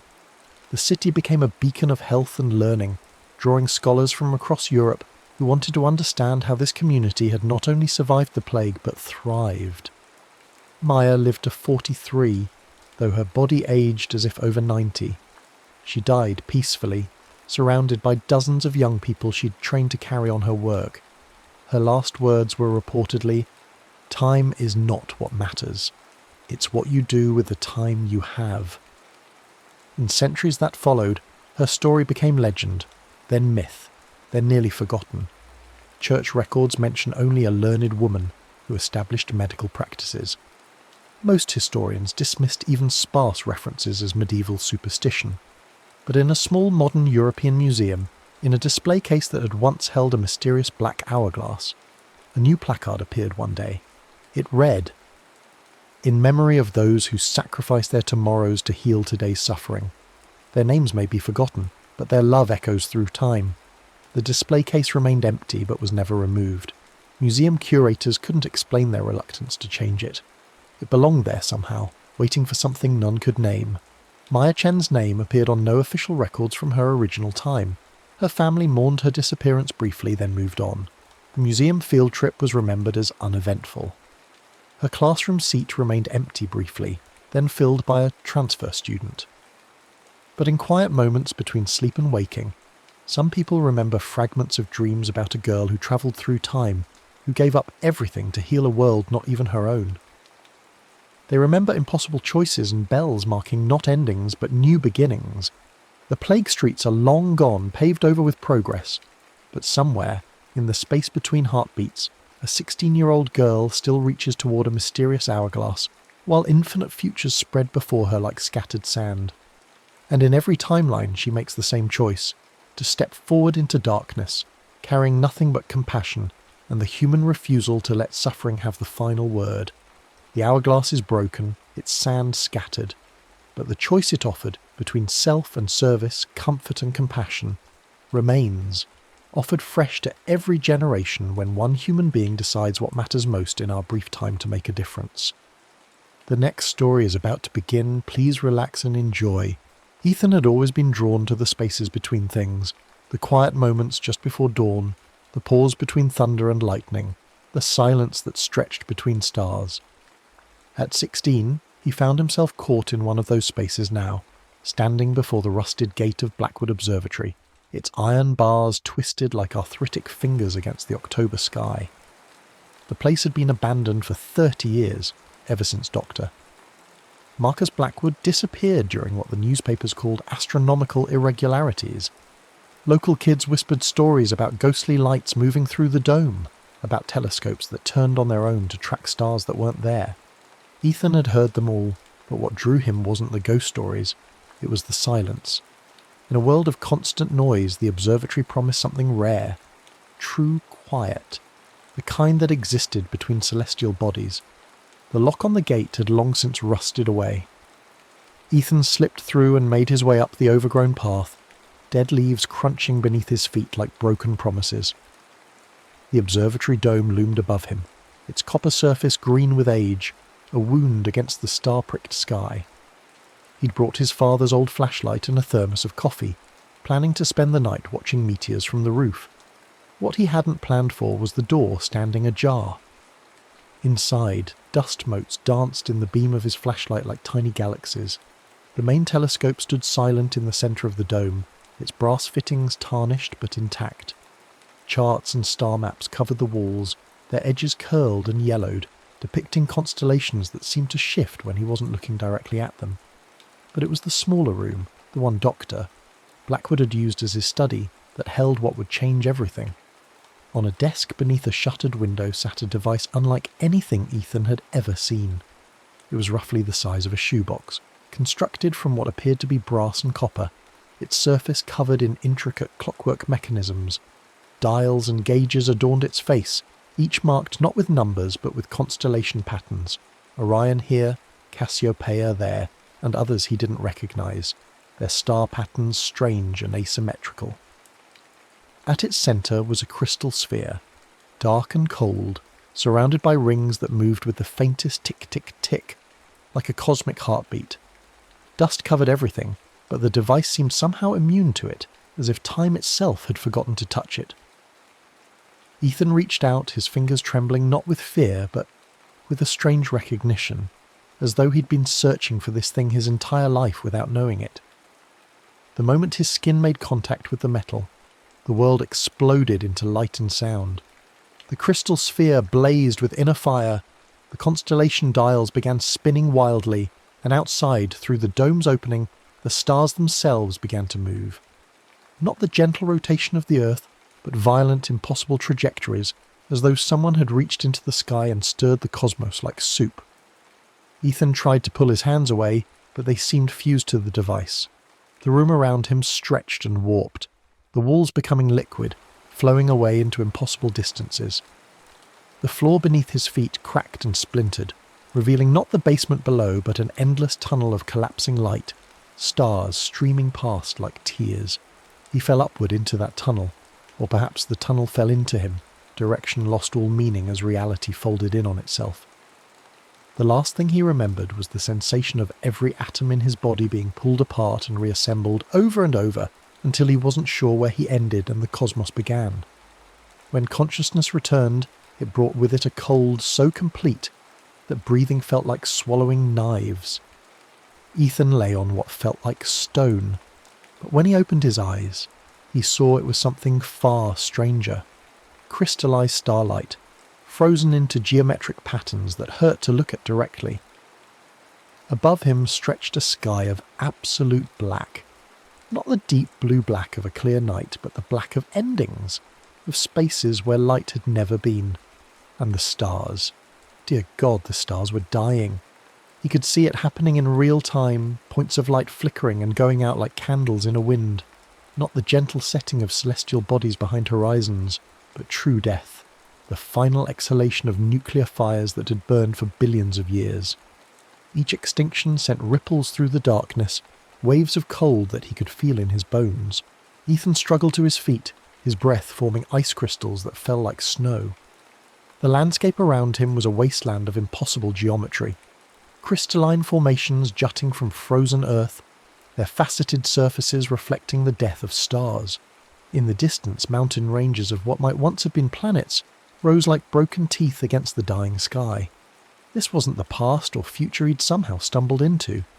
This was something far worse and far more final. This was the end of time itself, the moment when the universe's last breath would leave its lungs and never return. The device was still in his hands, its crystal heart now pulsing with a faint warm light that seemed impossibly precious in this place of endings. But even as he watched, that light grew dimmer, as though whatever power had brought him here was being consumed by the effort of keeping him alive in a cosmos that no longer supported life. He had no idea how long he wandered through that crystalline wasteland. Time seemed to have no meaning here, where the only clock was the slow extinction of stars. His feet left no prints in the crystallized ground, and his voice, when he tried to call out, made no echo. It was as though the universe had grown too tired even for the physics of sound. But then, impossibly, he saw light. Not the cold, dying light of the failing stars, but something warm and golden, emanating from what looked like a city built from captured sunlight. As he drew closer, The structures resolved into impossible beauty, spires and domes constructed from what appeared to be crystallized starfire, their surfaces alive with patterns of light that moved like living things. The city stretched for miles, its outermost buildings carved from meteors and its central towers reaching toward the black sky like prayers made solid. This was Eclipsera, though he wouldn't learn its name until later. For now it was simply hope made manifest in a place where hope should not have been able to exist. The beings that emerged from the city to greet him were neither fully human nor fully alien, but something caught between, as though they had been people once, but had been transformed by centuries of absorbing dying starlight into their flesh. Their skin had a translucent quality, veins of gold and silver running beneath the surface like captured aurora. Their eyes held depths that spoke of eons, and when they moved, motes of light fell from them like dandruff. The first to approach him was tall and lean, his face etched with lines that spoke of countless difficult decisions. Silver light ran through his hair like threads, and his eyes held the weight of watching worlds die. This was Kale, the Guardian, though his expression as he looked at Ethan held more suspicion than welcome. "Another dreamer," Kale said, his voice carrying harmonics that seemed to resonate in Ethan's chest. "Another who thinks he can escape what cannot be escaped." But before Ethan could respond, another figure stepped forward, a girl who appeared roughly his own age, though the light that moved beneath her skin suggested she was far older. This was Lyra, and she was beautiful in the way that stars are beautiful, distant and bright and somehow tragic. Fragments of constellations moved across her skin like living tattoos, and when she smiled, it was with the warmth of a sun that refused to die. "Don't listen to him," she said, her voice like wind chimes in a gentle breeze. "He's forgotten what it's like to hope. I'm Lyra, and you're the one the device brought, aren't you? The one the archivist said would come. The archivist." The name seemed to carry weight here, causing the other figures to step back with something that might have been reverence or fear. Lyra gestured toward the city's heart, where a tower of pure crystal rose higher than the others, its surface covered in what looked like writing made from captured starlight. "He's been waiting for you," she said. "He remembers everything, every star that ever lived, every world that ever died. If anyone can explain why you're here, it's him." The journey to the Archivist's tower took them through streets that defied physics, where buildings existed in more dimensions than Ethan's mind could properly process. The surviving population of Eclipsera watched them pass, beings whose bodies incorporated fragments of dead stars, their forms shifting between human and something far stranger. Children played games with orbs of captured light, their laughter creating ripples in the air that he could see. Elders sat in meditation, their bodies so infused with stellar material that they were barely more solid than the light they contained. The archivist himself was ancient beyond measure, his form barely corporeal, more a collection of memories and starlight than flesh and blood. He sat in a chamber at the tower's heart, surrounded by crystalline walls that held the images of every star that had ever existed. When he spoke, it was with the voice of cosmic wind through the void. "You carry the Kronos device," the archivist said, his attention focused on the brass instrument in Ethan's hands. Blackwood's Folly, he called it, before he understood what he had truly created. A key to the moments between moments, the spaces where time folds in on itself. "I don't understand," Ethan said, though even as he spoke, part of him did understand, the part that had always been drawn to the spaces between things. "What is this place? When is this place?" "This is the end," the archivist replied simply. "Not an end, but the end. The final moment when the last star will die and reality will collapse into the silence that existed before the first word was spoken. We are the final civilization, the last witnesses to the universe's long dream." The archivist gestured to the walls around them, where images of countless worlds played out their final moments in accelerated time. "We survive by siphoning light from the few stars that still burn, storing their essence in our city, in our bodies. But even we cannot hold back the dark forever. When the final star dies, when the last light fades, all of this—" He spread his arms wide, encompassing not just the city, but existence itself. "This will become nothing more than a cooling ember in the void." "But the device," Lyra interjected, her voice filled with something that might have been hope or desperation, "it brought him here. That means it can take him back, doesn't it?" The archivist's laugh was like the sound of dying solar wind. Perhaps. The device is calibrated to the heartbeat of the cosmos. It can only function at moments of great transition. The death of the final star would provide enough energy to open a pathway back to his time, but... He paused, his form flickering like a candle in the wind. Using that energy would mean abandoning us to the dark immediately, rather than allowing us these final centuries to remember what light once meant.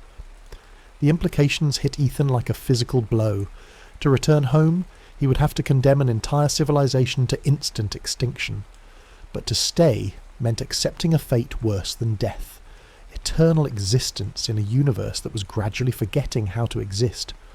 Over the following days, if days had any meaning in a place where the sun had died billions of years ago, Ethan learned more about Eclipsera and its inhabitants. They were refugees from 1,000 dead worlds, beings who had found ways to preserve themselves through the long dying of the cosmos. Some had been human once, others had evolved from entirely different trees of life, but the end had made them all into something new. Creatures of light and memory, sustained by the hope that someone, somewhere, would remember that they had existed.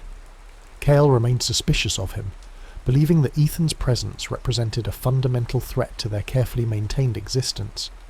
"You still think like someone who has a future," he said one evening as they stood on a balcony overlooking the city's light gardens, where captured starfire grew in carefully tended patterns. "You don't understand that hope is a luxury we cannot afford. Every moment we spend helping you is a moment stolen from our own survival." But Lyra was different. She seemed fascinated by his descriptions of a universe still young enough to support natural life, of stars that burned steadily in their courses, of planets where water flowed and life evolved without conscious effort. In return, she showed him wonders that existed nowhere else in the cosmos, art created from the final emissions of dying stars, music that incorporated the harmonic frequencies of collapsing galaxies, poetry written in languages that existed only in the memories of extinct civilizations. "Sometimes I dream," she told him, as they walked through a garden where crystallized comets grew like flowers, "of what it would be like to see a sunrise that wasn't manufactured from stored starlight, to feel rain that fell from clouds instead of being condensed from the final breath of dying worlds." It was then that Ethan realized the cruel truth. Lyra and the others existed in a state of perfect preservation, but preservation was not life.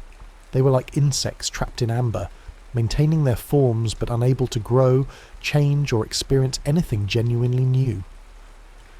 His presence represented the first truly novel thing to happen in their existence for millennia, and for Lyra especially, he had become a window into a kind of existence she could barely imagine. The moral complexity of his situation deepened when the archivist revealed the location of the final star, a red dwarf barely larger than Jupiter, orbiting alone at the edge of what had once been the Milky Way. Around it drifted the fragments of countless dead worlds, held in orbit by gravity so weak it was barely distinguishable from random motion. The star itself was visibly dying, its nuclear fire guttering like a candle in its final moments. "We calculate it has perhaps 50 of your years remaining," the archivist said as they studied the star through instruments that could perceive across impossible distances. "When it dies, the last natural light in the universe dies with it. After that there will be only what we have stored, and that will not last forever." The journey to the final star required travelling through regions of space where reality itself had begun to break down. Cale reluctantly agreed to guide them, his warrior's instincts overruling his philosophical objections. Lyra insisted on coming despite the danger, and Ethan found he couldn't bear the thought of making the journey without her. They travelled in a ship constructed from crystallized space-time, its hull incorporating fragments of destroyed galaxies. The vessel moved not through space, but around it, folding the fabric of reality to bring distant points together. As they journeyed toward the star, they passed through regions where the laws of physics had begun to forget themselves. The Void Rift was the worst of these, a section of space where time had folded back on itself, creating loops and eddies where past and future existed simultaneously. As they entered it, Ethan began seeing visions of his life back on Earth. His parents worried sick over his disappearance, search parties combing the woods around the observatory, his friends moving on with their lives as the mystery of his vanishing became just another local legend. The visions were so vivid he could smell his mother's perfume, hear his father's voice calling his name through the trees. For a terrifying moment he almost let himself believe they were real, almost let himself step sideways out of the ship and into those phantom memories. Only Lyra's hand on his arm kept him anchored to the present moment. "The rift shows you what you most want to see," she said, her own eyes distant with visions he couldn't share. "It's how it feeds on desire, on the wish to be somewhere else, someone else." Cale steered them through the worst of it with grim determination, but even he was affected, his usual stoic composure cracking as they passed through temporal eddies, where his own past played out in ghostly repetition. Ethan caught glimpses of him as he once was, younger, more hopeful, standing on a world still warm with the light of living stars as something terrible approached from the darkness between galaxies. When they finally emerged from the rift, all three of them were shaken, but their destination lay before them, the final star, small and red and trembling with the effort of sustaining nuclear fusion with what little fuel remained. Its light was barely stronger than a candle's flame when viewed with the naked eye, but through the ship's instruments, Ethan could see the incredible complexity of its structure, the delicate balance of forces that kept it burning against the universe's desire for entropy. Fragments of dead worlds orbited the star like a memorial, chunks of ice that had once been oceans, metallic cores that had once supported continents, crystallized atmospheres that had once carried the sounds of living voices. The ship settled into orbit among these remains, and Ethan felt the Kronos device growing warm in his hands, its crystalline heart beginning to pulse in rhythm with the star's dying heartbeat. "The resonance is building," the archivist's voice came through their communication system, transmitted across impossible distances. "When the star dies, the device will be able to channel that final burst of energy into opening a pathway back to your time. But remember, that energy is what we had planned to harvest for our own survival. Using it for your escape will leave us with nothing." The moral weight of the choice pressed down on Ethan like the gravity of a collapsing star. Around him, through the ship's viewing ports, he could see Eclipsera in the distance, its light somehow visible across the vast emptiness. A beacon of consciousness and memory in a universe that had forgotten both. Millions of beings lived there, beings who had survived the end of everything through sheer determination and careful resource management. His escape would condemn them to immediate extinction, rather than allowing them these final centuries of existence. But staying meant accepting a fate that his human mind could barely comprehend. Eternal life in a dead universe, watching as entropy slowly claimed even the stored light of Eclipsera, until nothing remained but cold darkness and the gradually fading memories of what warmth had once meant. It was Lyra who broke the silence that had fallen over their small ship. "There's something I haven't told you," she said, her voice barely above a whisper, "about what happens to us when the light finally dies." She turned to face him, and in her eyes he saw depths of knowledge and sorrow that no being should have to carry. "We don't just cease to exist. The preservation process that keeps us alive in this dead universe, it's not perfect. When the last light fades, we'll begin to fade too, but slowly, over eons. We'll lose pieces of ourselves gradually, memories, emotions, the ability to form new thoughts. We'll become echoes, then whispers, then finally just patterns in the dark, too diffuse to be called consciousness." Kyle's hands tightened on the ship's controls. "She's telling you this to manipulate you," he said, but his voice lacked conviction. "To make you think staying would be merciful." "No," Lyra replied, her luminous skin flickering with emotions too complex for words. "I'm telling him because he deserves to know the truth about what choice he's really making.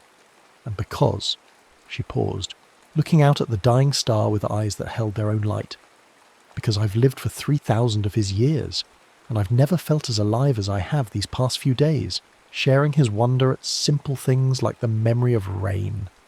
The star chose that moment to flicker, not the steady pulse they had been observing, but an irregular stutter that sent alarm signals throughout the ship's systems. The final convulsions had begun.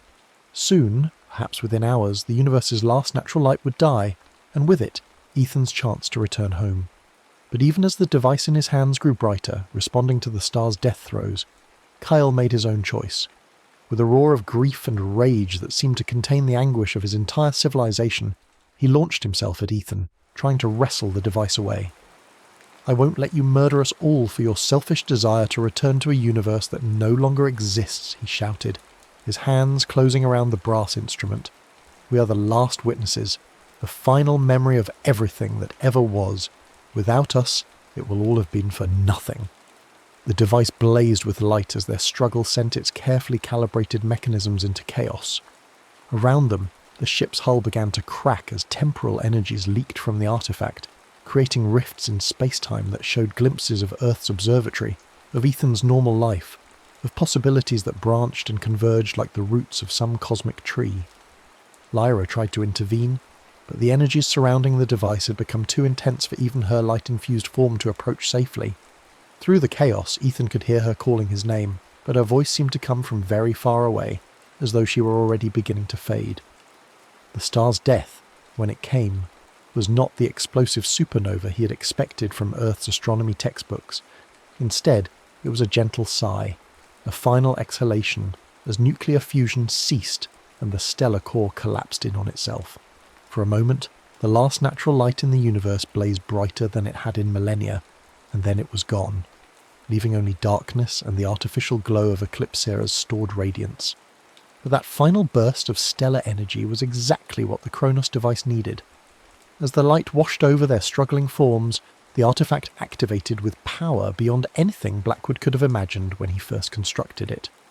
Reality split open like a flower blooming in reverse, revealing pathways through time and space that existed only in the moments between moments. Ethan's last clear memory was of Lyra's face, her expression a mixture of loss and something that might have been joy. As the temporal vortex opened around him, pulling him back toward his own time, he reached out to her, but her form was already dissolving into fragments of starlight, the preservation process that had kept her alive finally failing as the universe's last natural energy dissipated into the void. "Remember us," her voice echoed across the dimensions as the vortex closed. "Remember that we were here, that we chose to hope even at the end of everything." Then there was only the familiar sensation of falling upward through tunnels of collapsing light, of being pulled apart and reassembled across distances that had no names. The difference this time was the silence, whereas his journey to the end of time had been filled with the cosmic noise of dying stars. His return passage was wrapped in a quiet so complete it felt like a held breath. He awoke on the dusty floor of Blackwood Observatory, his body aching as though he had been lying there for days. The Kronos device sat beside him, its crystalline heart now dark and silent, its brass mechanisms frozen in place. Outside the dome's opening, familiar constellations wheeled in their eternal dance, unchanged and unchanging, showing no sign of the cosmic catastrophe he had witnessed. But in his pocket, something pressed against his leg, a shard of crystal that pulsed with faint warm light, no larger than his thumb but containing within its facetted structure what looked like an entire galaxy in miniature.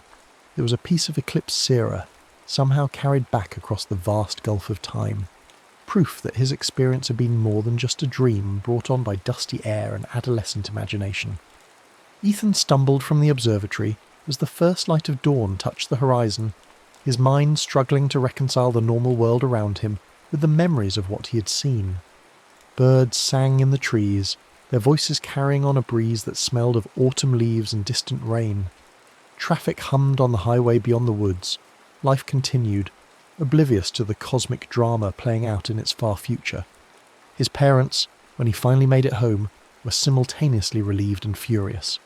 He had been missing for 3 days, they told him, and search parties had been combing the area around the observatory. The story he invented, about getting lost in the woods and taking shelter in an old cabin, satisfied them enough to avoid further questions, though his mother insisted on a doctor's visit to check for concussion or exposure.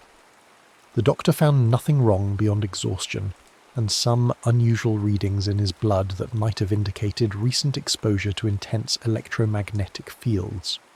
The official report suggested he had somehow been struck by lightning and suffered temporary amnesia, an explanation that satisfied everyone except Ethan himself. In the weeks that followed, he tried to return to his normal life. School, friends, the ordinary concerns of a teenage boy in a world that still had billions of years ahead of it. But everything felt different now, coloured by the knowledge of what was waiting at the end of time. He found himself studying astronomy with new intensity, not for the joy of discovery, but with the grim fascination of someone reading his own species' obituary.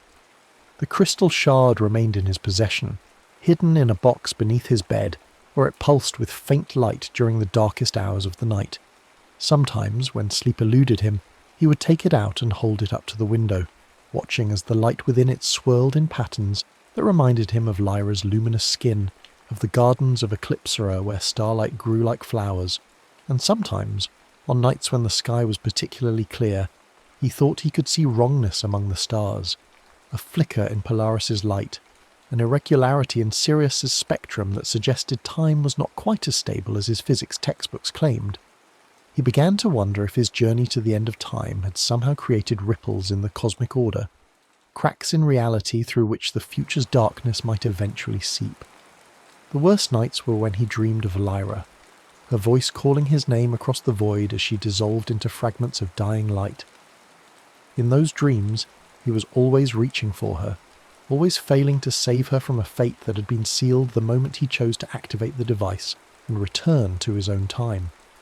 He would wake with tears on his cheeks and the taste of cosmic wind in his mouth, the crystal shard warm against his palm as though responding to his grief. Years passed.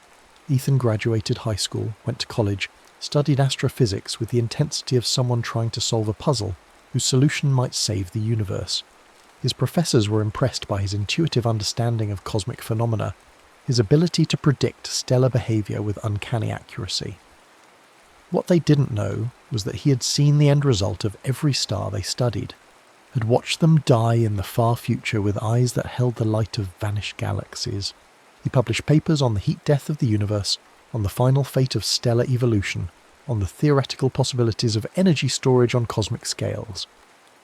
His work was groundbreaking, but it carried an undertone of melancholy that his colleagues found puzzling. How could someone so young write about cosmic endings with such authority, such deep sadness? The answer lay in the crystal shard he still carried, now mounted in a pendant he wore beneath his shirts, where no one else could see it. The light within it had not dimmed with the passing years, and sometimes, in the depths of night when the world was quiet, he could swear he heard voices whispering from within its faceted depths, the voices of Eclipsera's inhabitants, somehow preserved in crystallized starlight, continuing their existence in a space smaller than his thumb. Dr. Ethan Blackwood. He had taken the name as a tribute to the man whose device had made his journey possible, eventually became the world's leading expert on stellar death and cosmic entropy. His laboratory was filled with instruments designed to detect the faintest variations in stellar light, searching for signs that the future he had witnessed was beginning to cast shadows backward through time. And late one night, 40 years after his journey to the end of time, he found what he'd been looking for, a fluctuation in the cosmic microwave background radiation, so subtle that it took his most sensitive equipment months to detect it, a pattern that matched exactly the energy signature of a dying universe, bleeding through the quantum foam to touch the present moment. The discovery filled him with both terror and a strange kind of joy. Terror because it suggested that the future he had witnessed was not just a possibility, but an inevitability, written into the fundamental structure of space-time itself. Joy because it meant that somewhere in the cosmic web of cause and effect, Eclipsera still existed, its light still shining against the dark. He was alone in his laboratory when he made the final calculations, the crystal pendant warm against his chest as he worked through equations that described the universe's ultimate fate.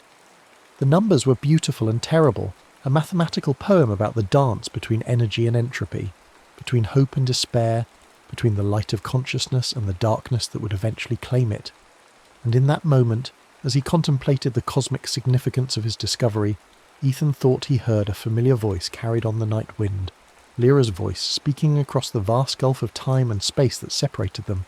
"Remember us," the voice whispered, and he realized that he had been doing exactly that for 40 years, that every paper he had published, every lecture he had given, every student he had taught about the majesty and fragility of the cosmos was an act of remembrance, a way of ensuring that the universe would not forget those who had chosen to hope even at the end of everything.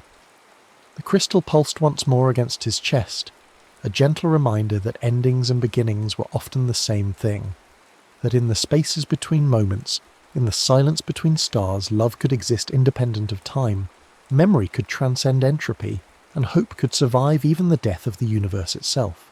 Outside his laboratory window, the familiar constellations wheeled in their ancient patterns, unchanged since his boyhood, showing no signs of the cosmic drama that awaited them in the far future. But Ethan knew better now.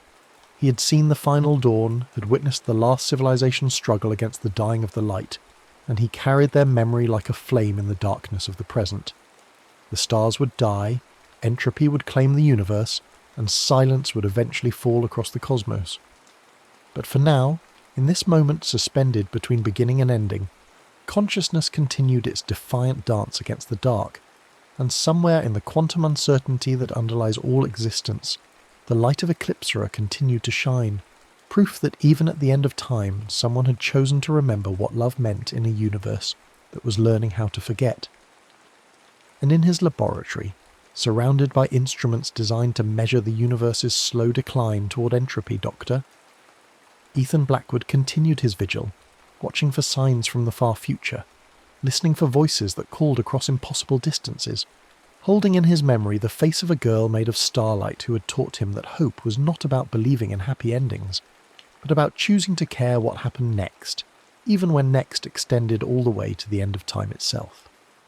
The final dawn he had witnessed was still billions of years in the future, but it cast its light backward through time, touching every moment with the knowledge that consciousness was precious, precisely because it was temporary, that love was meaningful precisely because it defied the logic of entropy, and that in the end, when the last star died and the universe forgot how to dream, what would remain was not the darkness, but the light that had chosen to shine against it.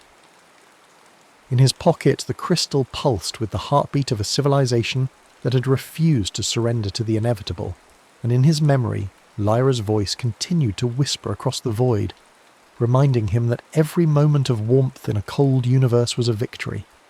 Every act of creation in the face of entropy was a rebellion, and every choice to remember rather than forget was a flame that could illuminate the darkness between stars. The final dawn was coming, but it had not arrived yet, and in the space between now and then, there was still time to love, to hope, to remember, and to ensure that when the universe's last light finally faded, it would not go gentle into that good night, but would burn bright with the accumulated memories of everyone who had ever looked up at the stars and chosen to believe that consciousness was worth the pain of knowing that it could not last forever. The next story is about to begin. Please relax and enjoy.